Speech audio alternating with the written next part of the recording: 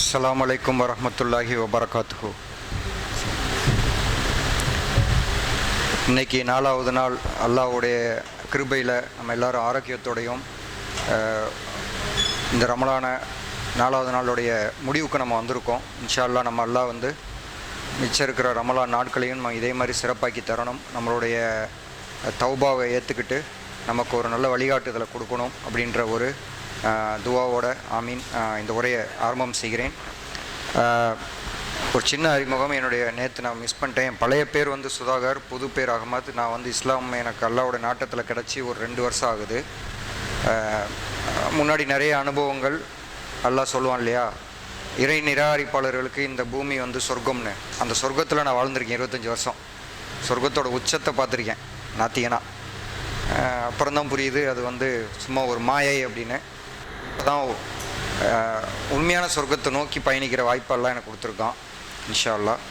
So நம்ம நேற்று பார்த்த முக்கியமான ஒரு பகுதி என்னன்னு பார்த்தீங்கன்னா தத்தக்கூன். அந்த வார்த்தையை நம்ம பார்த்துருப்போம். சூரா பக்ராவில் தத்தக்கூன்னா அல்லாஹ்வுடைய கோபத்துலேருந்து நம்மளை பாதுகாத்துக்கணும், அல்லாஹ்வுடைய வெறுப்புலேருந்து நம்மளை பாதுகாத்துக்கிறதான் வேலையை ஒழிய இறை அச்சம்ன்றது அதனுடைய அவுட்புட்டு தான் அப்படின்றத பார்த்தோம். இன்றைக்கி அப்போ அது என்னன்னா, நேற்று ஏன் ரமலான் அப்படின்னு பார்த்தோம் நம்ம மெயினாக. இன்றைக்கி நம்ம என்ன தலைப்பை பார்க்கலான்னா, ரமலான் இல்லைன்னா என்ன, ரமலான் இல்லைன்னா என்ன, ரம்ஜானே இல்லை, அல்லாஹ் அப்படி ஒரு இதே கொடுக்கலாம் நமக்கு. போங்கப்பா, பிறந்துட்டீங்க, இறந்து போயிருங்க, அங்கே பார்த்துக்கலாம் அப்படின்னு இருந்தால் எப்படி இருக்கும்? ஒரு கற்பனையை பார்த்தோன்னா, இதை ஒரு உதாரணத்துக்கு நம்ம எடுத்து பார்த்தோன்னா, நம்ம இப்போ பிள்ளைங்கள இப்போ இவங்கெல்லாம் இருக்காங்க, ஸ்கூலில் படிக்கிறேன், நம்மளும் படிச்சுட்டு வந்திருப்போம். ஸ்கூலில் படிச்சுட்டு இருக்கோம்னு வச்சுப்போம். ஸ்கூலுக்கு போகிறோம், அவங்க சேர்த்து விட்றோம். அவங்க சொல்கிறாங்க அட்மிஷன் போட்டாச்சா, அவ்வளோதான், நேராக எக்ஸாம் தான், இடையிலலாம் ஒன்றும் வைக்க மாட்டோம், வரலாம் படிப்பு சொல்லி தருவோம், போயிடணும். எப்படி இருக்கும்? நமக்கு ஒரு பதட்டம் இருக்கும். நமக்கு தாண்டி குழந்தைங்களுக்கே பதட்டம் வந்துடும். என்னடா இது, நேராக எக்ஸாம் தான், ஒரே தான், அடித்தா இந்த ஒரு அப்பாயின்மெண்ட் ஆர்டர்னு வாங்கலாம், அந்த கதையில் நேராக அப்படியே, இல்லைன்னா இப்படி இடையில நம்மளை கண்டுபிடிக்க முடியாது. நம்ம யார், எப்படி படிக்கிறோம், என்ன, எதுவுமே நம்மளை கண்டுபிடிக்க முடியாது. எவ்வளோ ஒரு குழப்ப மனநிலையில் இருப்போம், யோசிச்சு பார்க்கணும்ல நம்ம. அப்போ ஆனால் எக்ஸாம் வச்சா எவ்வளோ சந்தோஷப்படுவோம். ஏன் வைக்கிறாங்க? அப்போ எதுக்குன்னா, நம்மளே சுய பரிசோதனை பண்ணிக்கிறதுக்கு. டைம் டு டைம் வைப்போம், சும்மா ஒன்று வைக்க மாட்டாங்க, இடையில வச்சுக்கிட்டே இருப்பாங்க. அப்போ என்னென்னா, ஒரு போனதை விட இந்த தடவை நான் பெட்டராக பண்ணிட்டேனா, போனதில் எதை விட்டேன், இந்த நம்ம கேட்குறோம் குழந்தைகிட்ட, மேக்ஸில் எவ்வளோ எடுத்த, 2 கேள்வி தான் நிறைய கேட்போம். மேக்ஸு சயின்ஸு கேட்ட முதல் டார்கெட் அங்கே தான் வைப்போம். மேக்ஸில் எவ்வளோ எடுத்த, சயின்ஸில் எவ்வளோ எடுத்த, போனாரே எவ்வளோ, இந்த தடவை எவ்வளோ, ஏன் அப்போ நீ டியூஷன் போ. அந்த கரெக்ஷன், அந்த இம்ப்ரூவ்மெண்ட்டு, அது நமக்கு புரியுது, நமக்கு தெரியுது. அப்போ ரம்ஜானுமே அதுதானே இல்லையா? ஏன்னா அல்லாஹ் இதை இடையில வைக்கிற ஒரு இன்டர்னல் டெஸ்ட்டாக வைக்கிறான். நம்மளுக்கு வாய்ப்பை கொடுக்குறான். யோசிச்சு பாருங்க, இப்போ இந்த ரம்ஜான்ற ஒரு வாய்ப்பு இல்லைன்னா, நம்ம சுய பரிசோதனை பண்ணுறது நம்மளை கட்டுப்படுத்தி பண்ணினா தான் உண்டு. அது சமுதாயமாக பண்ணுறதுக்கு இன்னும் வாய்ப்பே கிடையாது. ஒரு ஜமாத்தே கஷ்டம். அப்போ ஒரு சமுதாயம், உலகம் பூரா எப்படி ஒரு வாய்ப்பு அது கிடைக்குமா? கிடைக்கவே கிடையாது. அப்போ அது எவ்வளோ இலகுவாக்கி நல்லா பாருங்கள், அவன் டிசைனில் எப்படி வச்சுருக்கான் நமக்குன்னு. அதுவும் வருஷத்துக்கு ஒரு தடவை கரெக்டாக போன வருஷம் என்ன, இந்த வருஷம். அப்போ ஒரு நினைவூட்டல், நான் போன வருஷம் எப்படியா இருந்தேன், இந்த வருஷம் நான் இப்படியா மாறி இருக்கேன், ரைட்டா? சுய பரிசோதனையிலே நான் பெட்டரானா மோசமாயிட்டேனா, மோசமானா இன்னும் அதிகமாக அல்லாஹ்கிட்ட நான் மன்னிப்பு கேட்டு நான் என்னை எப்படி சீர்படுத்திக்க வாய்ப்பு பாருங்கள். எப்படி ஒரு வாய்ப்பு. இது இன்டர்னல் டெஸ்ட்டு. நம்ம இன்டர்னல் டெஸ்ட்டுக்கு ரொம்ப சீரியஸாக எடுக்க மாட்டோம், ஆனால் அசஸ் பண்ணுறது சீரியஸாக எடுப்போம். நல்லா கவனிச்சு பாருங்கள், இன்டர்னல் டெஸ்ட்டோட மார்க்கு நமக்கு டம்மி தான், அதை வச்சு யாரும் ஃபைனல் மார்க் கொடுக்க மாட்டாங்க. ஆனால் நம்மளுடைய சுய பரிசோதனைக்கு அந்த மார்க் உதவும். எங்கே கோட்டை விட்டேன், வாய்ப்பு, அடுத்த எக்ஸாம் குறைஞ்சபட்சம் ஒரு 5-6 எக்ஸாம் நார்மலே. 10th +2 கேட்கவே வேணாம். வார வீக்லி டெஸ்ட்டு, டெய்லி டெஸ்ட்டுன்னு வச்சுக்கிட்டு இருக்குவாங்க கடைசி காலத்தில். நமக்கு எப்படி கடைசி லைலத்துல் கதிர் மாதிரி அந்த எக்ஸாம் பீரியட் வந்தோன்னே டெய்லி டெஸ்ட்டு தான். எதுக்குன்னா, அந்த டியூனிங், அந்த கன்சிஸ்டன்சி, அந்த டிசிப்ளின், அந்த ப்ராக்ரஸ் புரியுது இல்லை, எஃபர்ட் புரியுது இல்லை. அப்போ அதுதானே இப்போ ரம்ஜானை பார்க்கணும். ஆனால் நம்ம ரம்ஜானை எப்படி பார்க்குறோம் என்னோட புரிதல் சொல்கிறேன்.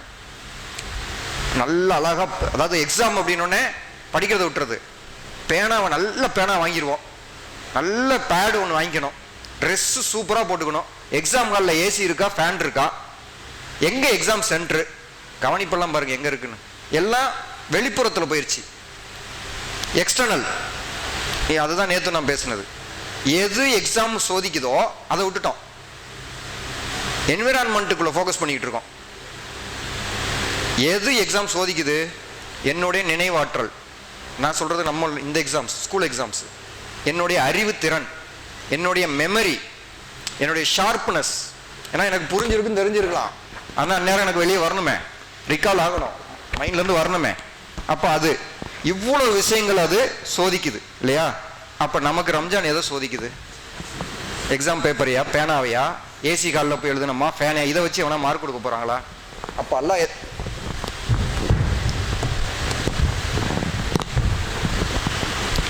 அல்லாஹ் வந்து எதை சோதிக்க போகிறான்? அதை நம்ம பெரும்பகுதியான மக்கள் நம்ம அதை கவனிக்கிறத தவற விட்டுக்கிட்டே இருக்கும். அந்த எக்ஸ்டர்னல் மேலேயே நம்ம நிறைய ஃபோக்கஸை வச்சுட்டோம்.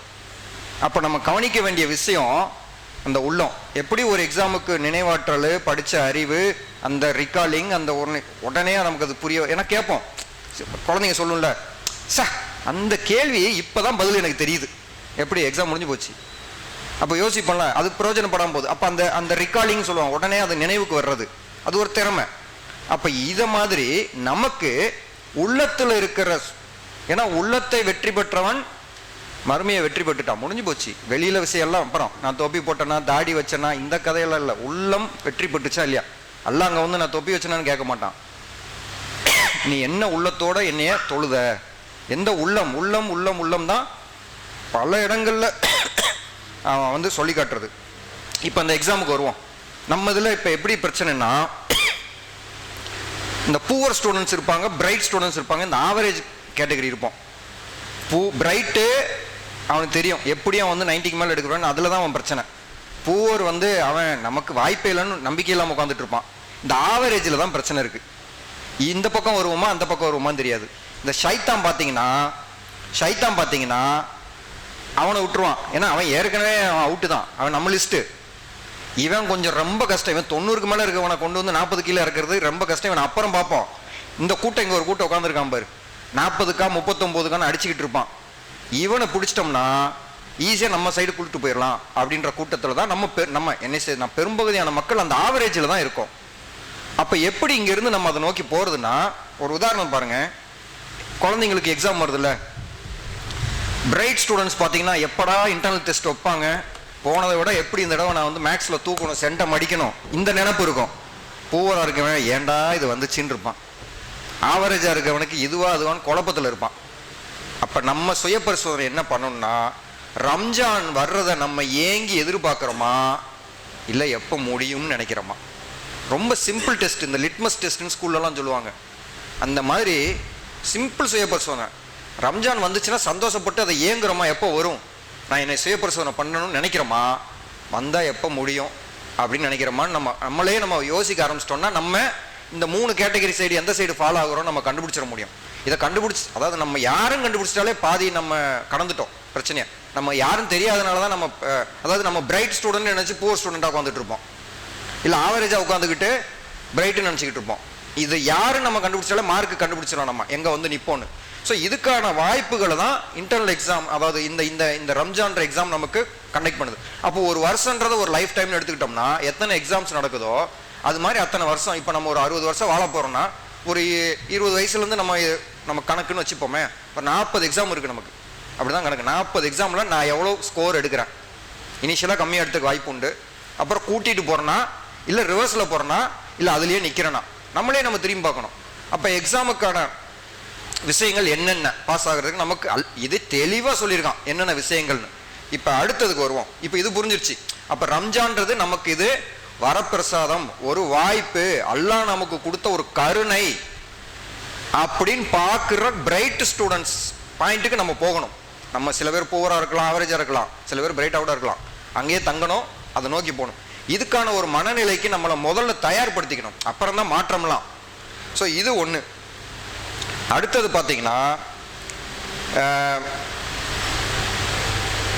இப்போ இன்னொரு இப்போ இதை இன்னொரு உதாரணத்துக்கு சொல்கிறேன். இது குழந்தைங்களுக்கு விஷயம். இப்போ நமக்கு ஒரு உதாரணம் எடுத்துப்போம். ஒரு கார் இருக்குது, எடுத்துக்கிட்டோம், வண்டி எடுத்துக்கிட்டோம், நம்ம சொந்த காரனே வச்சுப்போம், எடுத்துக்கிட்டோம். ஒரு ஊரை நோக்கி நம்ம போகணும், போயிட்டுருக்கோம். அது ஒரு அல்லாவோட பாதைன்னே வச்சுப்போமே. இங்கேருந்து போகிறோம், அல்லா ஒரு பாதைக்கு நீ அங்கே சேர்ந்துருன்னு சொல்லி நம்மளை வாழ்க்கை பயணத்தில் ஏற்றி விட்டான், ஏறி போகிறோம். அது மாதிரி தான் காருன்னு வச்சுப்போமே. போயிட்டு இருக்கும்போது நம்ம வண்டிக்கு பெட்ரோல் தேவைப்படும், ஏதோ டயருக்கு ஒரு செக்கப், ஒரு பயம் இருக்கும். நம்ம லாங் டிரைவ் போனோம், ஏன் வச்சுக்கணும், சும்மா 50-100 கிலோமீட்டர் இல்லை, லைஃப் டைம் ட்ராவல் வச்சுக்கிங்க. ஒரு வண்டி எடுத்துகிட்டு என்னெல்லாம் நம்ம யோசிப்போம் அந்த வண்டியை பற்றி.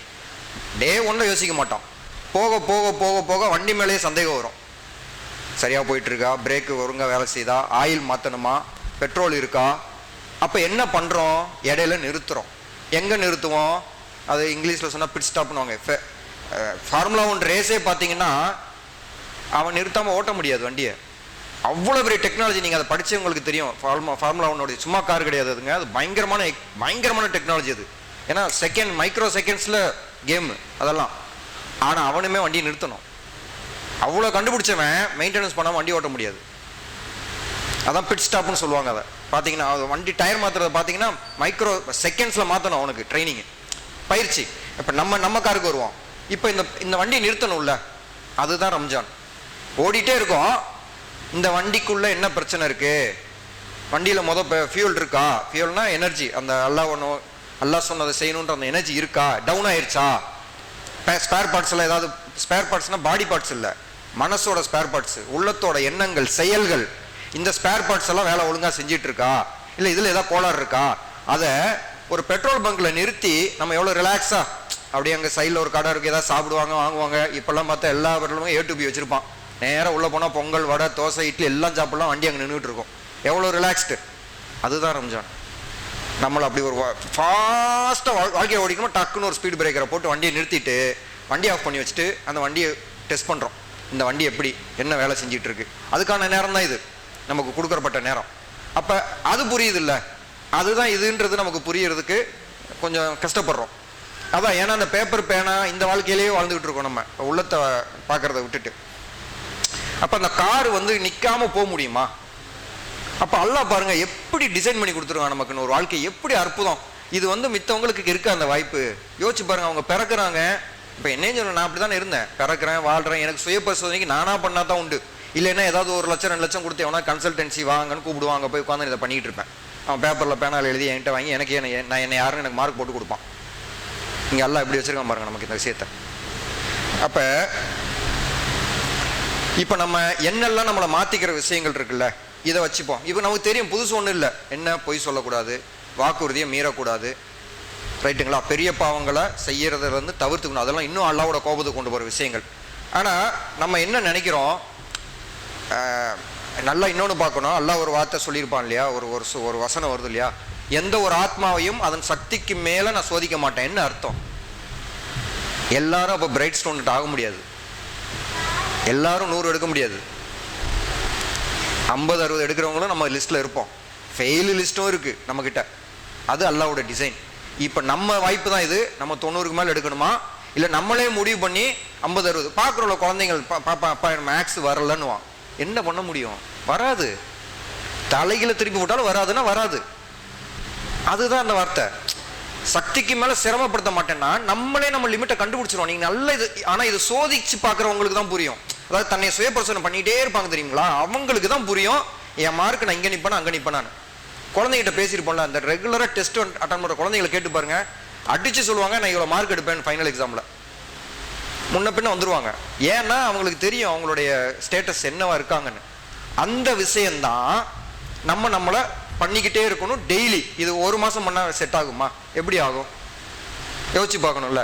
ஒரு எக்ஸாமுக்கு மட்டும் டைரெக்டாக போய் எக்ஸாம் ஹால் டிக்கெட்டை வாங்கிட்டு நேராக போய் எக்ஸாம் எழுதிட்டு அப்புறம் ஸ்கூலுக்கு போகாமல் திரும்ப அடுத்த எக்ஸாம் வர்ற மாதிரி இருக்குது நம்ம நிலமை இன்னைக்கு. ரம்ஜானுக்கு மட்டும் 5 வேளை தொழுகையே பாவம் எல்லாம் கவுச்சுப்பான், புரியுது. ரம்ஜானுக்கு பிறகு ஆப்ஷனல் ஆயிடுது, தொழுகை ஆப்ஷனல் ஆயிடுது. இதோ இன்னொரு உதாரணத்தோட சொல்கிறேன் பாருங்க. ஸ்கூலில் நிறைய ஸ்கூலில் இருக்கும், எல்லா ஸ்கூலில் இருக்கான்னு தெரியல, 75% அட்டண்டன்ஸ் கீழே இருந்தீங்கன்னா ஹால் டிக்கெட் கொடுக்க மாட்டாங்க. அப்பா அம்மா பிரின்சிபலை பார்க்க போகணும். நிறைய ஸ்கூலில் இருக்குது இந்த ரூலு, 70% அட்டண்டன்ஸ் கம்பல்சரி. ஏன்? அப்போ அட்டண்டன்ஸை தான் நம்ம இப்போ நம்மளுடைய டெய்லி இபாதத்தில் வச்சுக்கணும். 70% வச்சுக்குவோம். நம்மளும் பண்ணுறோமா செக் பண்ணணும் நம்ம. நத்திங் பட் டெய்லி நான் தொழுகிறேன்னா, தொழுதா 1%. ஒரு உதாரணமாக சொல்கிறேன். அப்போ நம்ம ஒரு ஸ்கூல் நடத்துகிறவங்க நம்மக்கிட்ட காசு வாங்கிட்டு நம்ம குழந்தைய படிக்க வைக்கிறவங்களே 75% அட்டண்டன்ஸ் இல்லை, உன் குழந்தைய எக்ஸாம் எழுத விட மாட்டேன்னா. ஏன்? பாஸ் ஆகிற கேரண்டி கிடைக்காது. ஏன் பேர் கெட்டு போயிடும் ஸ்கூலுக்கு. உங்க பிள்ளை வராததுக்கு ஏன் ஸ்கூல் பேர் கெட்டு போயிடும். ஒரு மனுஷன் இவ்வளவு சிந்திச்சு ரூல் போடுறான்னா அல்லாஹ் நமக்கு இறக்கத்துல இதை கொடுத்து வச்சிருக்கான். உன்னை மன்னிக்கிறேன் மன்னிக்கிறேன் மன்னிக்கிறேன். நம்ம ஒரு நாளும் காலையில் எந்திரிக்கிறோம் தெரியுங்களா, நம்ம யோசிக்க வேண்டியது என்ன தெரியுமா, அல்லாஹ் கருணையாளன். ஏன்னா ஒரு நாள் எக்ஸ்ட்ரா வாய்ப்பு கொடுத்துருக்கான். ஏன்னா ஒரு தௌபால கூட நம்மளை மன்னிக்கிறதுக்கு வாய்ப்பு இருக்கு. அல்லாஹ் அதுக்கான வாய்ப்பை கொடுத்துட்டான். அது இல்லாமல் நம்ம ஏஜ் குரூப்பில் இருக்கவங்க, இதோட சின்னவங்க எவ்வளோ பேர் நமக்கு இது கிடைக்காமையே மௌத்த தழுவி இருப்பாங்க. யோசிச்சு பார்க்கணும் நம்ம. அப்போ நம்ம ஒரு நாளும் எந்திரிக்கிறதே அல்லாஹ் கொடுக்குற கருணை தான் நம்ம எடுத்துக்கணும். இது கரெக்ட் தானே. இப்போ ஸ்கூலே அது கேப் கொடுக்குது, 75% இருக்கணும். ஆனால் முன்ன பின்ன இருந்தால் விடுறாங்க, எக்ஸாம் எழுத விடுறாங்கன்னா எவ்வளோ சந்தோஷப்படுவோம். பரவாயில்லப்பா இந்த ஸ்கூல் கொஞ்சம் என் பையனுக்கு கொடுத்தாங்க, எக்ஸப்ஷன் கொடுத்தாங்கன்னு பேசுவோம்ல. Exception daily கொடுக்குறான்ல. எங்கேயாவது நம்ம மேலே கோவப்பட்டு தண்டனை இறக்குறானா? எத்தனை பேர் நம்ம இதில் நம்ம வந்து ரம்ஜானில் ஸ்ட்ரிக்டாக இருக்கும், அதுக்கு பிறகு அவ்வளோதான் அப்படியே அந்த எக்ஸ்ட்ரீம் போயிட்டு அடுத்த ரம்ஜானுக்கு திரும்ப வரான். அல்ல ஏதாவது கோச்சிக்கிட்டான், அதுக்கு டைம் கொடுக்குறான். சரி அடியான், அவனுக்கு பலவீனம் இருக்குது, அவன் சூழ்நிலை சரியில்லை, அவனுக்கு நேரம் கொடுக்குறேன். அதுதான் நான் சொல்ல வரேன். ஒவ்வொரு நாளும் காலையில் நம்ம எந்திரிக்கும் போது நம்ம யோசிக்க வேண்டிய விஷயம், அல்லாஹ் என் மேலே கருணை காட்டிட்டான், இன்னைக்கு என் மேலே கருணையை வச்சிருக்கான், அதனால தான் நான் இன்னைக்கு உயிரோடு எந்திரிச்சேன் காலையில் அப்படின்றத நம்ம யோசிக்க ஆரம்பிச்சிட்டாலே நம்ம கொஞ்சம் கொஞ்சமாக நம்மளை மாற்றிக்க ஆரம்பிப்போம். இதுக்கு இப்போ முக்கியமாக அந்த அட்டண்டன்ஸ் விஷயம் சொன்னது மாதிரி நம்மளை வந்து டெய்லி அந்த கன்சிஸ்டன்சியில் வைக்கிறதுக்கு அல்ல ஒரு வார்த்தையை ஒரு வசனத்தில் வச்சுருக்கான். அந்த வசனத்தை படிக்கிறேன் பாருங்கள். சூரா அல் ஃபசிலா 41 நிச்சயமாக, நான் தமிழில் சொல்ல, நிச்சயமாக எவர்கள் எங்கள் இறைவன் அல்லாஹுதான் என்று கூறி, என் இறைவன் அல்லாதான் நான் உறுதியாக சொல்கிறேன், அதன் மீது உறுதியாக நிலைத்து நின்றார்களோ. பாருங்க, முதல்ல அல்லாஹ் தான் என் இறைவன் சொல்லிட்டேன், அதுதான் அந்த சொல் உள்ளத்தில் நினைக்கிறது, களிமா சொல்றதுன்னு வச்சுக்கோங்க. அடுத்தது செயல், நிலைத்து நின்றார்களோ, உறுதியாக. வார்த்தைங்கள்லாம் பாருங்க, இதுக்கு ஒரே வார்த்தை தான் வருது அரபிக்கில், அந்த வார்த்தையை எடுத்து சொல்றேன். அடுத்து நிச்சயமாக அவர்கள்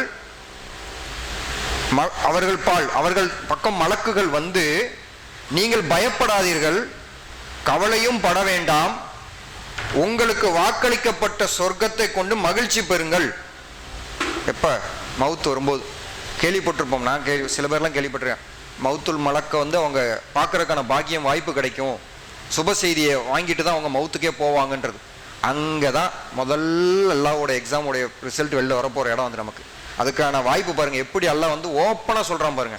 நமக்கு வந்து சீக்கிரட்டாக வச்சா கூட கஷ்டம், ஓப்பனாக சொல்கிறான். நான் திரும்ப சொல்கிறேன், நிச்சயமாக எவர்கள் எங்கள் இறைவன் அல்லாஹுதான், அதான் களிமா, என்று ஏற்றுக்கொண்டு உறுதியாக நிலைத்து நின்றார்களோ, பாஸ்ட் டென்ஸில் போயிடுச்சு, நின்றுகிட்டு இருக்கேன்னு வரல, நின்றார்களோ அப்படின்னா முடிஞ்சு போச்சு, இனி உனக்கு வாய்ப்பு இல்லை. நீ நின்றுருந்தீங்கன்னா மலக்குமார்கள் உனக்கு சுப செய்தியை கொடுத்து உன்னைய கபரில் நிம்மதியாக வைப்பாங்க, நீ என்ன எதிர்பார்த்தியோ அந்த வாழ்க்கையை கொடுப்பாங்க. இல்லைன்னா அங்கே போய் வேதனையை தான் அனுபவிக்கணும். அதுக்கான வசனம் தான் இது. இதனுடைய அந்த நேற்று பார்த்த தத்தக்குன் மாதிரி இதுக்கு ஒரு எல்லாம் வந்து இதுக்கு ஒரு அரபி வார்த்தை இஸ்திகாமா. இஸ்திகாமான்றது என்னன்னா உறுதியாக நிலைத்து தொடர்ந்து. பாருங்க, தமிழ் அதை விளக்கணும்னா இவ்வளோ சொல்ல வேண்டியிருக்கு. உறுதியாக நிலைத்து தொடர்ந்து ஒரு விஷயத்தில் நிற்கிறதுக்கு பேர் தான் இஸ்திகாமா. நேற்று தத்தக்கூன்னு, இன்னைக்கு இஸ்திகாமா. அப்போ தத்தக்கூன்னு அல்லாஹ் எதை வந்து நமக்கு தடுத்தானோ அதுலேருந்து நம்மளை பாதுகாத்துக்கிறது ஒரு நாள் வேலையா, ஒன் டைம் வேலையா இல்லை.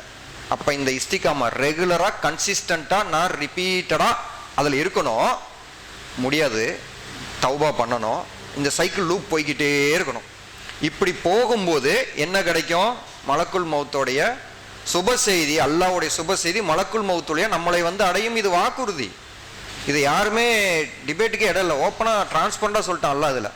அப்போ யோசிச்சு பார்க்கணும், இவ்வளோ விஷயங்கள் எல்லாம் சொல்லியிருக்கான். அப்போ நம்மளை வந்து எது ரம்ஜானுக்கு வெளியில் தடுக்குது? ரம்ஜானில் இன்னொரு பியூட்டியை பாருங்களேன், ஹலாலான விஷயத்தை தடுத்து வச்சிருக்கான். சாப்பிட்றது ஹலாலான விஷயம், ஹலாலாக சாப்பிட்றது ஹலாலான விஷயம், தண்ணி குடிக்கிறதுக்கு ஹராமே கிடையாது. அதை நமக்கு தடுத்தாக்கி அதை நம்ம கண்ட்ரோலாக செய்கிறோம் பாருங்க. பகல் நேரத்தில் ஒரு சொட்டு தண்ணி கூட வாய்க்குள்ள பற்றக்கூடாதுன்ற அளவுக்கு எவ்வளோ நமக்கு அந்த உறுதியும் அந்த தெளிவும் இருக்குது. ஆனால் அது ஹலால் ஆக்சுவலாக, ஆனால் அது தடுக்கப்பட்டிருக்கு நமக்கு இந்த பீரியடில். அப்போ அப்படியே ரம்ஜானுக்கு வெளியில் யோசிச்சு பார்க்கணும், ஹராமுன்னு ஒரு சொன்ன விஷயத்த நமக்கு அதை வேணான்னு முடிவெடுக்கிறதுக்கு எதெல்லாம் தடுக்குது? சுய பரிசோதனைக்கு விடப்பட்ட ஒரு விஷயமாக தான் நம்ம எடுத்துக்கணும். ஏன்னா இதில் யாருக்கும் சொல்லவே முடியாது. குழந்தைங்களுக்கே நம்ம எதுவும் முடிவெடுக்க முடியாது, எல்லாமே அல்லாஹ் கிட்ட கேள்வி. ஆனால் எந்த விஷயங்கள்லாம் நம்மளை தடுக்குதுன்னு பார்க்கணும். முதல்ல நம்ம உள்ளத்தில் அல்லாஹ் ஃபித்ராவையும் நஃப்ஸையும் வச்சு அனுப்பியிருக்கேன்னு சொல்லியிருக்கான். சூரா ஷம்ஸை படித்தோன்னா தெரியும். 7 சத்தியம் பண்ணிட்டு கடைசியில் சொல்லுவான், இதை நல்லதை கெட்டதை அறிவித்தே உன்னை அனுப்பியிருக்கேன்றான். யாரும் இதில் தப்ப முடியாது. அப்போ ஃபித்ராவை மேலவங்க செய்யணுமா, நஃப்ஸுக்கிட்ட விட்டுட்டு வேடிக்கை பார்க்கணுமா? முதல் டெஸ்ட் அங்கே ஸ்டார்ட் ஆகும். அடுத்து சூழ்நிலை எதுவுமே கிடையாது. சுற்றி இருக்கவங்க தான் நம்மளோட சூழ்நிலை. சுற்றி இப்படி வச்சுருக்கவங்க தான் நம்மளோட சூழ்நிலை. அது கூட இருக்கவங்களா இருக்கலாம், பெற்றோர்களாக இருக்கலாம், மனைவியாக இருக்கலாம், குழந்தைங்களாக இருக்கலாம், இப்போ வேலை செய்கிற இடம் எதுவாக வேணா இருக்கலாம். சூழ்நிலை நம்மளை தடுக்குதா? எது தடுக்குதுன்றத இன்ஷா அல்லாஹ் ஒரு முக்கியமான ஒரு வாய்ப்பா இந்த ரம்ஜான்ல அல்லாஹ் இப்போ கொடுத்து வச்சிருக்கான். இன்னும் நமக்கு டைம் இருக்கு. இன்ஷா அல்லாஹ் அல்லாஹ் கொடுத்தானா அந்த வாய்ப்பை. இதுல நம்ம உட்கார்ந்து இதை சுய பரிசோதனை பண்ணி நம்மளே நமக்கு பண்ணி எதுல எல்லாம் நான் மிஸ்ஸாரு, ஏன் என்னால போய் சொல்லாம இருக்க முடியல, ஏன் என்னால ஒரு வாக்குறுதியை கொடுத்தா அதை கேஷுவலா எடுத்துக்கிறேன். இன்ஷா அல்லாஹ் பை முடிஞ்சு போச்சு. அதை ஒரு தப்பான ஒரு வார்த்தையாவே கொண்டு போயிட்டாங்க இப்ப எல்லாம். அந்த மாதிரி சின்ன சின்ன விஷயங்கள்ல கூட நம்ம மெனக்கெட்டோம்னா, நம்ம பரிசோதனை பண்ணி அதை ஆரம்பிச்சோம்னா அந்த ஒரு அற்புதத்தை நம்ம அனுபவிக்க முடியும். அப்ப தினம் ரம்ஜான் தான் நமக்கு.